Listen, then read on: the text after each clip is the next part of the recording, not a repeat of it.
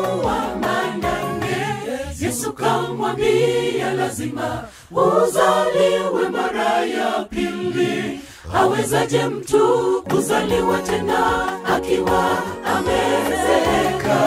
Kuzaliwa upya kwa maji na kwa Roho ndipo urithi ufalme.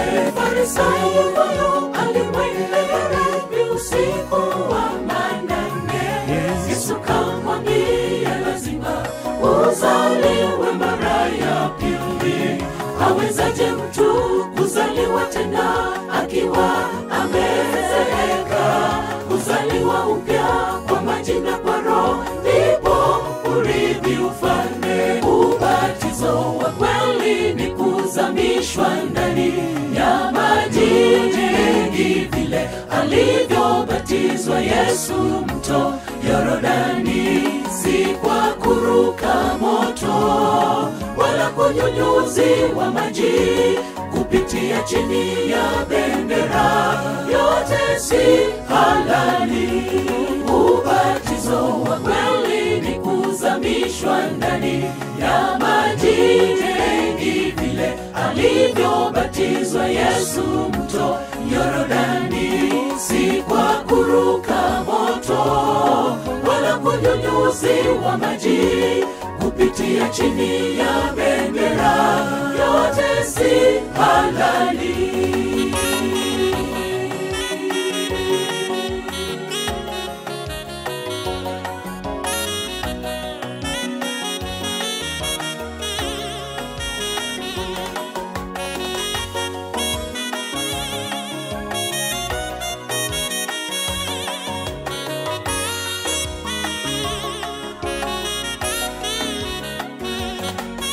Ukitaka ingia ufalme wa mbingu lazima ubatizwe.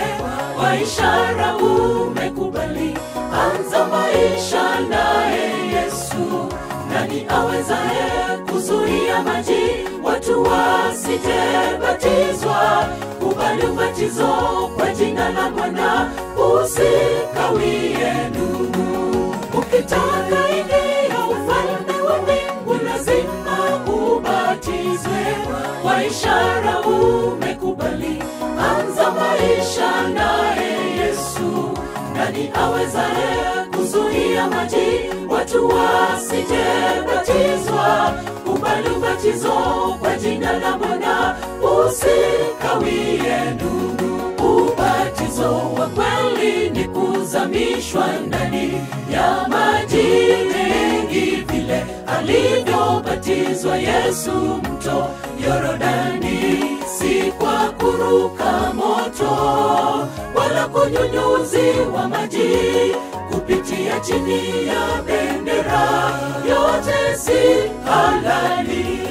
Ubatizo wa kweli ni kuzamishwa ndani ya maji mengi, vile alivyobatizwa Yesu mto Yordani, si kwa kuruka moto wala kunyunyuziwa maji kupitia chini ya bendera, yote si halali.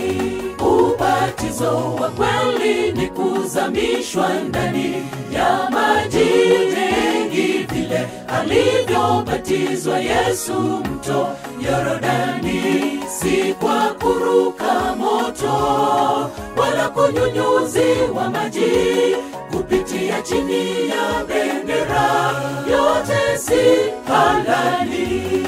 Ubatizo wa kweli ni kuzamishwa ndani ya maji mengi, vile alivyobatizwa Yesu mto Yordani, si kwa kuruka moto wala kunyunyuziwa maji kupitia chini ya bendera, yote si halali.